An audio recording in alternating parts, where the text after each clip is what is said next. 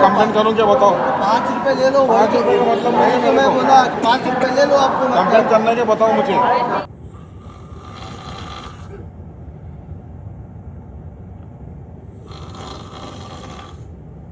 हो गया भैया, हो नींद पूरा हो गया। From Cherlapalli to Darbhanga via Gazipur, Kotia, Bilaspur, JCB Junction। नमस्कार, जय हिंद। उम्मीद करता हूँ भैया आप सब बहुत अच्छे होंगे। फिलहाल मैं आप सभी का स्वागत कर रहा हूँ हैदराबाद के चरलापल्ली रेलवे स्टेशन से।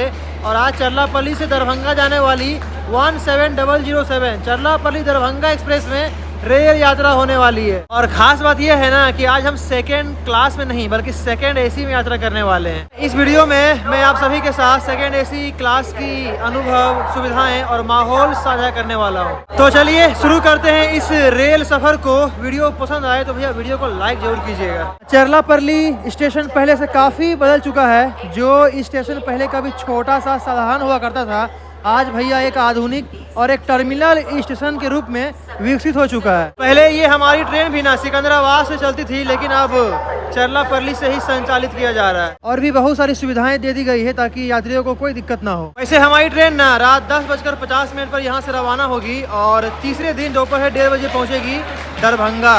यानी लगभग समझ लीजिए 1900 किलोमीटर के सफर को ये ट्रेन आपका 38 घंटा 38 मिनट में तय करती है। बाई वीकली ट्रेन है, सप्ताह में 2 दिन चलती है, मंगलवार और शनिवार को चरलापल्ली से दरभंगा के लिए। वैसे जब ये गाड़ी प्लेटफॉर्म पर लगाई जा रही थी ना, हम तभी इसके जनरल कोच में चढ़ गए और अपना सीट जो है एक महिला को दे दिए। लेकिन उस समय ना हम एक चीज़ देखे, बहुत सारे लफवा लड़का लोग जो होता है ना, वो ट्रेन के जनरल कोच के अंदर बैठ जाते हैं और सबको 100 रुपये में सीट बेच देते हैं।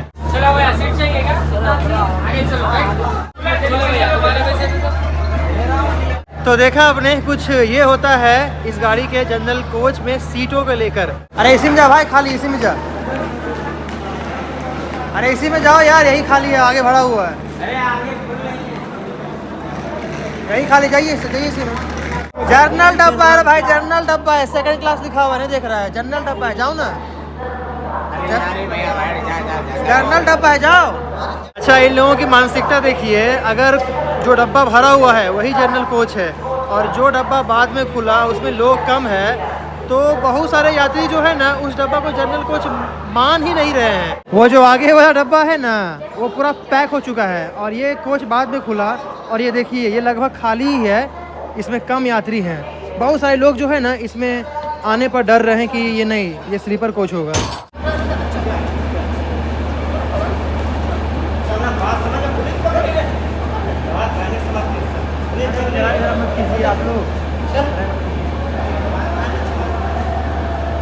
फिलहाल मेरा कोच है A2। चूंकि मैं सेकंड एसी में यात्रा कर रहा हूँ, इसलिए सेकंड एसी को ना A से इंडिकेट किया जाता है। अगर थर्ड एसी होता तो कोच B1, B2, B3 जैसा होता, और अगर फर्स्ट एसी होता तो भैया फर्स्ट एसी को ना H से इंडिकेट किया जाता है और स्लीपर को ना S से इंडिकेट किया जाता है। स्लीपर क्लास में देखिएगा S1, S2, S3 ऐसा होता है।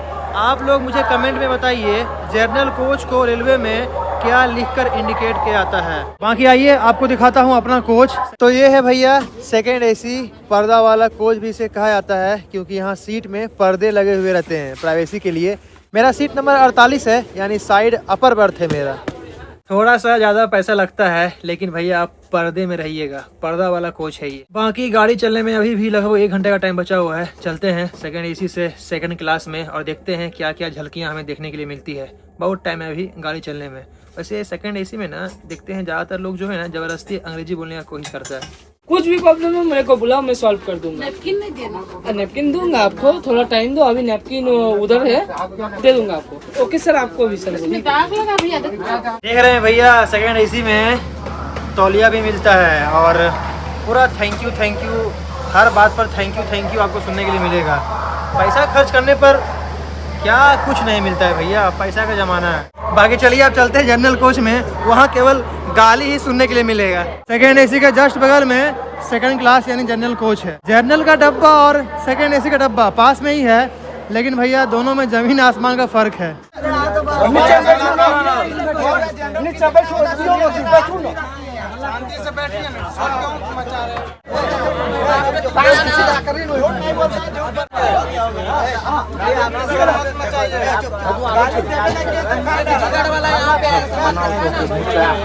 जाइए आप लोग, जाइए आगे जाइए, खाली है, जाइए यहाँ मत खा रही है। किसी का बैग हमको काहे को छूने सेकेंड एसी और सेकेंड क्लास में देखिए जमीन आसमान का फर्क है। यहाँ कोई प्राइवेसी नहीं मिलती है। यहाँ ना लोग यात्रा नहीं करते हैं बल्कि सरवाइव करते हैं। यहाँ प्राइवेसी तो भूल ही जाइए। और ज़्यादातर पैसेंजर जो है ना वो नशा करते हैं, चाहे वो खैनी हो, गुटखा हो या फिर गांजा भी पीते हैं लोग। पानी बैग को ऊपर दोनों भाई, खाली तो है भाई। भाई जी बैग को ले भाई पानी और जल्दी आना तो सीट में जब जगह खाली है तो फिर दिक्कत नहीं है। चार्जर निकाल यहाँ भी एक बैठ जाओ ना, चालू बैठा हुआ। है ना। हाँ 3-4 प्लेट लगले हैं। रायपुर बिलासपुर बैठ जाओ। पानी वाटर बोतल। सारा खेल भैया पैसों का है। जितना कम पैसा उतना कम सुविधा, जितना ज़्यादा पैसा उतना ही ज़्यादा सुविधा। पैसा जितना घटता जाएगा सुविधाएं भी घटती जाएगी। गाड़ी को चलने में अभी भी काफ़ी टाइम है और जैसे जैसे टाइम बढ़ रहा है ना, भीड़ भी जनरल कोच की बढ़ती जा रही है। अगर आपको इस गाड़ी में सीट लेना है तो शाम के 9 बजे के आसपास आना होगा। यहाँ 9 बजे ही इस गाड़ी को चरलापल्ली के 7 नंबर प्लेटफॉर्म पर लगा दिया जाता है। फिलहाल वापस से चलते हैं अपने कोच में, क्योंकि पैसा इसी कोच का दिए हैं, जनरल क्लास का नहीं। कितना मिलता है सर? ये 14,000 मिलता है और काट कूट के 12,000 आता है। मतलब 2,000 शॉर्टेज में चला जाता है। क्या चीज में 2,000 कटता है? वो बेडशीट चोरी कर लेकर जाता है पैसेंजर। हाँ सच में सर। अभी ये गाड़ी आएगा ना इधर वापस, काउंटिंग होगा। आप एक दिन विश्वास नहीं तो मेरे ऊपर आप आना, 50 शॉर्टेज आएगा। ये महीने का शॉर्टेज पैसे से खरीद के देना पड़ता है। 2,000 रुपये आपका महीना कट जाता है। हाँ मतलब शॉर्टेज आया तो काट लेगा 2,000। एक महीने में 50 शॉर्टेज आया तो 2,000 काट लेगा। आ जाता है सर। चोरी का बहुत चोरी होता है सर। बताइए कैसे मानसिकता के लोग हैं, केवल बाहर से स्टैंडर्ड बनने की कोशिश करते हैं लेकिन अंदर में ना छल कपड़ भरा हुआ है। भाई चोरी करते हो आप, रेलवे का नुकसान नहीं होता है, नुकसान होता है स्टाफ का। इनकी सैलरी से पैसा कटता है। कृपया करके ऐसा काम मत किया कीजिए भाई। केवल एक्सक्यूज़ मी, सॉरी बोलने से काम नहीं होता है। नियत सही रखो। शर्म आनी चाहिए उन चद्दर चोर लोगों को जो सफ़र तो करते हैं सेकंड एसी में, लेकिन भैया सोच रखते हैं सेकंड क्लास वाली। जर्नल में सफ़र करने वाले ना ज़्यादा अच्छा है इन एसी के चद्दर चोरों से। वो लोग तो गरीबी और मजबूरी में जनरल कोच में यात्रा करते हैं, मगर भैया चोरी नहीं करता है रेलवे का। जनरल में यात्रा करने वाले ज़्यादातर लोग जो हैं वो बड़ा बड़ा ड्राम लेकर सफ़र करते हैं। वहीं सेकंड एसी, थर्ड एसी या फर्स्ट एसी वाले जो है ना, चक्का वाला बैग लेकर यात्रा करते हैं। लेकिन फिर भी अफसोस की बात यह है कि ये लोग भी चद्दर चोरी करते हैं। जाइए वेलकम। हालांकि ऐसी मानसिकता वाले लोग बहुत ही कम होते हैं। ज़्यादातर लोग ना बेहद प्यारे, ईमानदार और मेहनती होते हैं और अपने दम पर एसी में यात्रा करते हैं। ये तो ले लो आप, ऐसा कोई बात नहीं। भैया 40 रेट है ना भैया। अभी कंप्लेन करूँ क्या बताओ? 5 रुपए ले लो। 5 रुपये का मतलब नहीं तो मैं बोला 5 रुपए ले लो आपको। कंप्लेन करना है बताओ मुझे। 40 रुपये रेट है। 40 नहीं 45 MRP है। 40 रेट है। 40। 45 रेलवे का अलग रेट आता है। 45 है। 45 भी लेना चाहिए ना। बात बराबर वही तो। लेडीज है कि तुम अपना मनमर्जी से ले लिया क्या? जो आगे रहते हो अभी। चाहे आप किसी भी एसी कोच में यात्रा करें, आपको पूरा बेडरोल सेट मिलता है। एक बिछाने के लिए चादर और एक ओढ़ने के लिए एक तकिया भी मिलेगा कवर के साथ, और ओढ़ने के लिए कंबल भी। लेकिन मुझे एक एक्स्ट्रा चीज़ भी मिल गई, किसी महिला का एक बाल। महिलाओं का बाल। अब ये किसी महिला का है या पुरुष का पता नहीं, लेकिन लंबा बाल है और काफ़ी मजबूत भी। फिलहाल चादर बिछाते हैं और स्टैंडर्ड बनने की कोशिश करते हैं। चलिए हो महाराज, 10:53 हो चुके हैं और गाड़ी भी निकल चुकी है चरलापल्ली से दरभंगा के लिए। बाकी ये जो भीड़ आप देख रहे हैं ना, ये सभी भीड़ उन लोगों की है जो अपने परिजन को ट्रेन में चढ़ाने आए थे। फिलहाल आप लोग चरलापल्ली को टाटा बाय बाय अलविदा कर दीजिए। कमाल का रेलवे स्टेशन है ये, पूरा हैदराबाद ही कमाल का है। हमारा अगला स्टॉप है आएगा लगभग 120 किलोमीटर बाद, जो कि है काजीपेट जंक्शन, जो कि तेलंगाना के वरंगल शहर का काफ़ी इम्पोर्टेंट जंक्शन रेलवे स्टेशन है। फिलहाल तो रात के 11 बजने वाले हैं, सोने का टाइम हो चुका है, इसलिए चलते हैं सोने। अब सेकेंड AC बुक की है तो भैया पूरा पैसा वसूल करेंगे। चलते हैं सोने और मिलते हैं आपसे कल सुबह जहाँ नींद खुलती है। बहुत दिनों से भैया मैं आप सभी को जर्नल क्लास की ट्रेन जर्नी ही दिखा रहा था, लेकिन आज सेकेंड AC का पूरा मज़ा लेंगे, पूरा अनुभव आपके साथ शेयर करेंगे। वैसे काफ़ी मतलब मेरा अंदर से मतलब पूरा खुश है, क्योंकि पूरा एकदम प्राइवेसी मेंटेन आज करेंगे।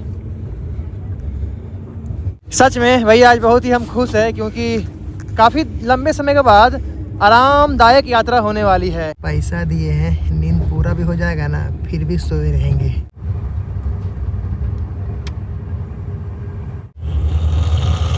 अरे भाई सोते दे, सोते दे।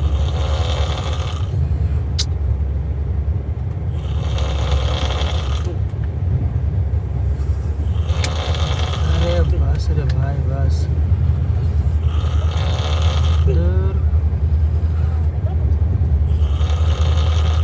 हो गया नींद पूरा।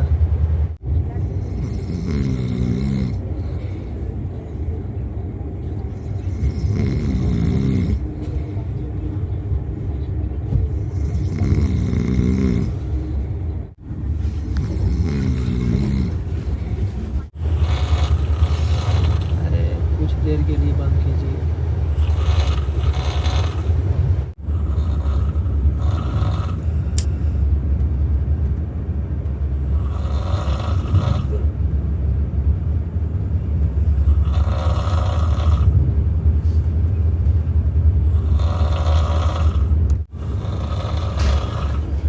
हो गया भैया, नींद पूरा हो गया, पैसा बर्बाद। अगर आपको लगता है भैया कि डायनासोर की प्रजाति ख़त्म हो गई है तो आप गलत हैं। AC कोच में यात्रा कीजिए, सोते हुए आपको डायनासोर की आवाज़ें सुनाई देगी।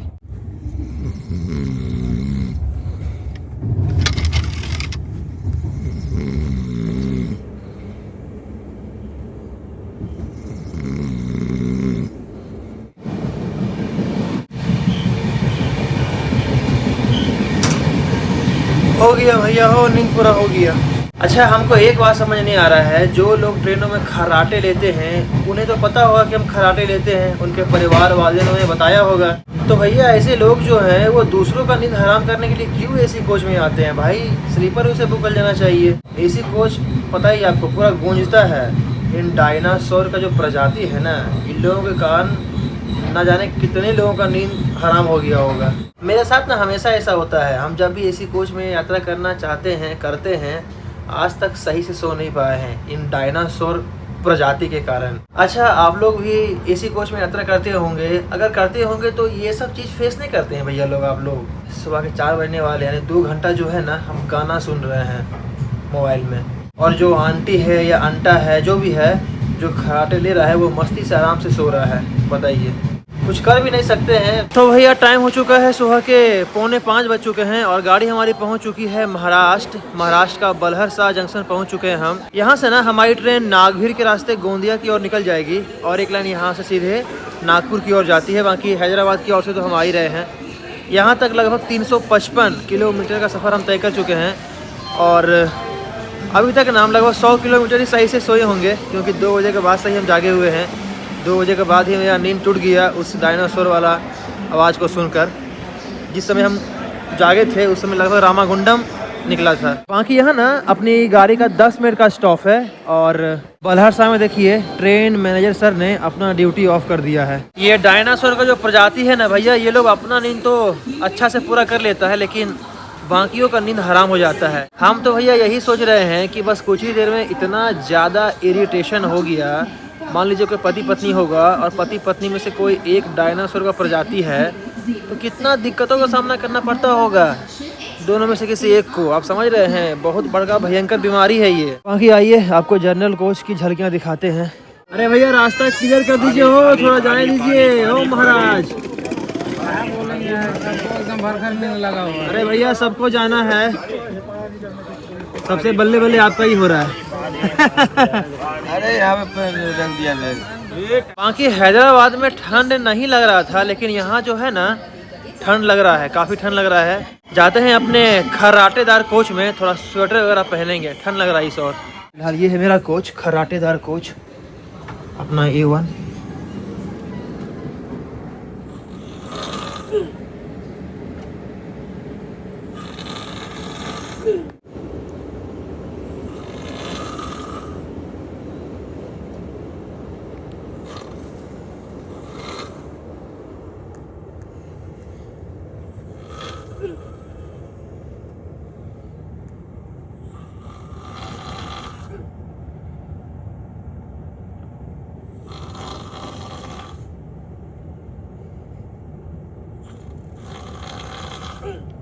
इस स्थिति में ना भैया सेकेंड AC से अच्छा सेकंड क्लास है, जनरल कोच है।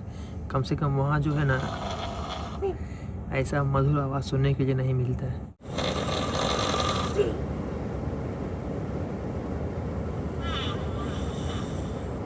फिर से भैया कानों में एयरफोन डालकर सुबह तक गाना सुनना होगा, क्योंकि सोना मुश्किल है इस ऐसी मधुर आवाज़ के सामने। जागो रे देखो रे दुनिया ये देखो रे ना ना ना ना ना ना ना ना ना ना ना ना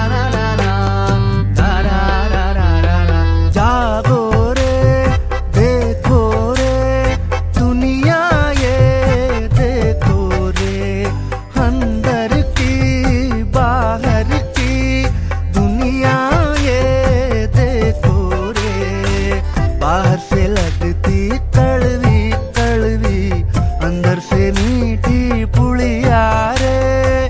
रेले पे रेला है, हर दिन ही मेला है। नीम नमक कच्ची कैरी सी गुड़ पारे सी दुनिया ये देखो रे, दुनिया ये देखो। तो भैया टाइम हो चुका है, सुबह के 9 बज चुके हैं और गाड़ी हमारी पहुंच चुकी है, जी हाँ, महाराष्ट्र का गोंदिया जंक्शन रेलवे स्टेशन। यहाँ गाड़ी ना बिफोर आई है, 9:10 का आने का टाइम था और 15 मिनट का स्टॉप है, यानी 9:25 में यहाँ चलेगी, लेकिन 9 बजे ही आ गई। 25 मिनट यहाँ रुकने वाली है, 25 मिनट गाड़ी यहाँ ठहरने वाली है। और ये गाड़ी आई है गोंदिया के 5 नंबर प्लेटफॉर्म पे। बहुत कुछ मिल रहा है, खासकर समोसा वगैरह मिल रहा है खाने पीने के लिए।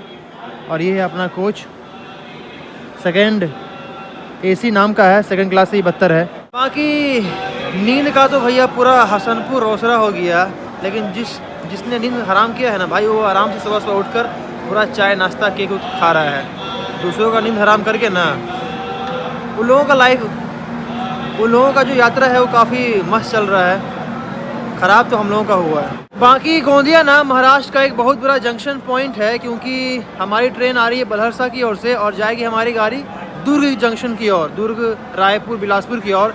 इसके अलावा ना यहाँ से एक लाइन जाती है बालाघाट नैनपुर के रास्ते जबलपुर की ओर, और एक लाइन चली जाती है नागपुर की ओर, हावड़ा मुंबई मेल लाइन पर पड़ता है ये गोंदिया जंक्शन रेलवे स्टेशन। सुबह सुबह गोंदिया जंक्शन में समोसा लिए हैं, 2 पीस समोसा बड़ा बड़ा है, और इसी को खाकर करते हैं नाश्ता।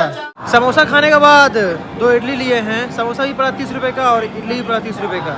चलिए फिलहाल अपनी चरलापल्ली दरभंगा एक्सप्रेस निकल चुकी है महाराष्ट्र के गोंदिया जंक्शन रेलवे स्टेशन से एकदम ऑन टाइम, सुबह के 9:25 पर। अगला स्टॉप है छत्तीसगढ़ का राजनंदगांव, उसके बाद आएगा सुबह 11:50 में दुर्ग जंक्शन। गोंदिया को ना धान का कटोरा भी कहा जाता है, क्योंकि गोंदिया धान की खेती और राइस मिलों के लिए प्रसिद्ध है। यहाँ की अर्थव्यवस्था का बड़ा हिस्सा कृषि और चावल उद्योग पर ही आधारित है। फिलहाल हमारी ट्रेन जो है धान का कटोरा से निकल चुकी है। गोंदिया से ना राजनंदगांव के रास्ते दुर्ग जाते वक्त आपको बहुत सारे जंगल हरियाली देखने के लिए मिल जाएंगे, क्योंकि कुछ दूर आगे चलने के बाद हमारी ट्रेन जो है वो छत्तीसगढ़ राज्य में प्रवेश करेगी। और छत्तीसगढ़ में आपको पता ही है प्रदेश का लगभग 44-45 लगभग आधा हिस्सा जो है ना वो जंगल ही जंगल है। आज भले ही मैं AC कोच की कुछ कमियां बता रहा हूं, लेकिन इसमें कोई शक नहीं है कि बुजुर्गों के लिए AC कोच में यात्रा करना काफ़ी आरामदायक होता है। इस कोच में आमतौर पर अनावश्यक भीड़ नहीं होती है, जिससे सफ़र शांति और व्यवस्थित रहता है। बाहर की शोर शराबा भी कोच के अंदर नहीं आता, जिससे यात्रा और ज़्यादा सुकून भरी लगती है। ऊपर से AC होने के कारण गर्मियों में ठंडक मिलती है। जब हमारी ट्रेन छत्तीसगढ़ के जंगलों के बीचों बीच से गुजरती है ना, तो भैया ये सफर सिर्फ यात्रा नहीं रहता बल्कि प्रकृति से साक्षात्कार बन जाता है। रेलवे लाइन अक्सर उन इलाकों से होकर गुजरती है जहां आदिवासी जीवन प्रकृति के साथ तालमेल बिठाकर चलता है।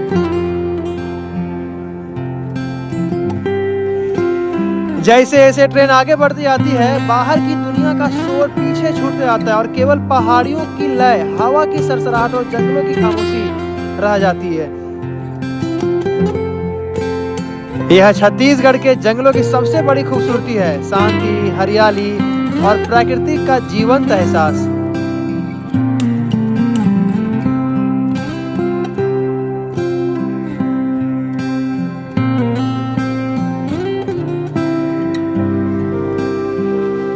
देखिए डोंगरगढ़ से पहले कितने सारे किन्नर जो हैं जनरल कोच से चलती हुई ट्रेन में उतर रहे हैं। ये सभी ना जनरल कोच में अपनी मनमानी की होगी और जो यात्री पैसा नहीं दिया होगा उनको गाली गलौज यहाँ तक कि पिन भी चुभाते हैं ये लोग।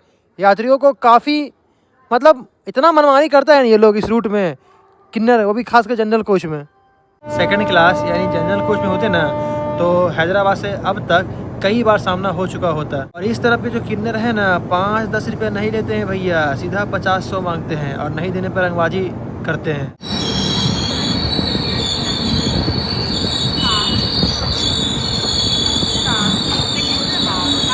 तो फिलहाल छत्तीसगढ़ का पहला स्टॉप नंदगांव पहुंच चुके हैं हम, राजनंदगांव। और यहाँ ना गाड़ी लगभग आधे घंटे की देरी से पहुंची है। यहाँ चलने के बाद अपनी ट्रेन का अगला स्टॉप है दुर्ग जंक्शन। टाइम देख लीजिए, सुबह के 11:19 हो चुके हैं। 11:15 बजे ही इस गाड़ी का यहाँ आने का टाइम था। ट्रेन मैनेजर सर ने हरी झंडी दिखा दी है, हो भैया गाड़ी निकल पड़ी। फिलहाल ट्रेन निकल चुकी है छत्तीसगढ़ का राजनंदगांव स्टेशन से। और माथा जानते हैं भारी भारी लग रहा है क्योंकि नींद नहीं पूरा हुआ है ना। सही से अगर नींद पूरा हो जाता तो भाई सफ़र में और मज़ा आता है। हालांकि अभी मज़ा आ रहा है लेकिन उतना नहीं आ रहा जितना सोचे थे। मेरा तो पूरा पैसा बर्बाद हो गया। अच्छा, इस गाड़ी में ना पेंट्री कार की सुविधा नहीं है, अलग से गाड़ी में कोई पेंट्री कार अटैच नहीं है। नंदगांव पार हो गया है। दुर्ग जंक्शन पहुंच चुकी हो भैया अपनी दरभंगा एक्सप्रेस। फिलहाल टाइम हो चुका है सुबह के 11:48 यानी 12 बजने वाले हैं और गाड़ी हमारी पहुंच चुकी है छत्तीसगढ़ का दुर्ग जंक्शन रेलवे स्टेशन। बाकी इस सफ़र को ना हम यहीं समाप्त करते हैं। यहाँ बहुत कुछ मिल रहा है भाई खाने पीने के लिए, सेब मिल रहा है, कोल्ड ड्रिंक वगैरह, बिरयानी वगैरह, बहुत कुछ मिल रहा है, चाय वगैरह।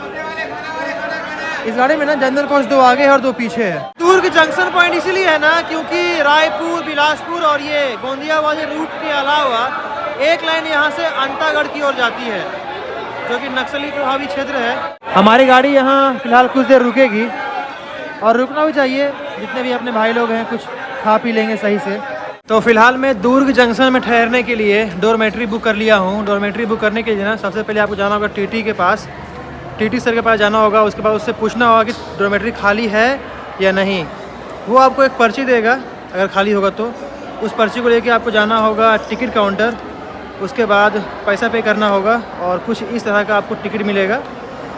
ये दिखाकर फिर टीटी सर के पास जाना होगा। उसके बाद कुछ वो सिस्टम में आपका नाम, आधार कार्ड ये सब डालेंगे। सुबह 12 बजे हम बुक किए हैं और कल सुबह तक रहेंगे, तो इसका 225 रुपये मुझे पड़ा। चलिए आपको दिखाते हैं डोरमेट्री कैसा है। इस स्टेशन का जो मेन गेट है ना 1 नंबर प्लेटफॉर्म का, ठीक इसके बगल में सीढ़ी दिया हुआ है। सीढ़ी से ऊपर जाना है और ऊपर यानी फर्स्ट फ्लोर पर देखिए बहुत सारा वेटिंग रूम बना हुआ है और उस साइड दिया हुआ है डोरमेट्री। साफ़ सफाई तो काफ़ी बढ़िया है, रिटायरिंग रूम भी यहाँ मौजूद है। तो भैया कुछ ऐसा है दुर्ग जंक्शन का डोरमेट्री। साफ़ सफाई काफ़ी कमाल का है और सच में सब कुछ काफ़ी बढ़िया है। साफ़ सफाई खासकर काफ़ी अच्छा है। और वॉशरूम देख लीजिए आप लोग, वॉशरूम की साफ़ सफाई भी काफ़ी अच्छा है, पूरा एकदम नीट एंड क्लीन ये वॉशरूम। और यहाँ देखिए वॉश बेसिन लगा हुआ है, टॉयलेट करने का अलग से बना हुआ है, देख रहे हैं। ये नहाने का है, नहाने का भी काफ़ी अच्छा है। साफ़ सफाई वेल मेंटेन है, साबुन भी रखा हुआ है, कमाल का है सच में। और ये है हॉल में देख लीजिए 6 बेड लगे हुए हैं। इस वाले रूम में 6 बेड लगे हुए हैं। कभी दुर्ग आइएगा, अगर आपके पास कंफर्म टिकट है तो डोरमेट्री बुक कर सकते हैं। ऑनलाइन लेकिन बुक नहीं हो रहा था, ऑफलाइन बुक कीजिएगा तो हो जाएगा। और मिलते हैं अगले वीडियो में, तब तक दीजिए इजाज़त। जय हिंद, वंदे मातरम।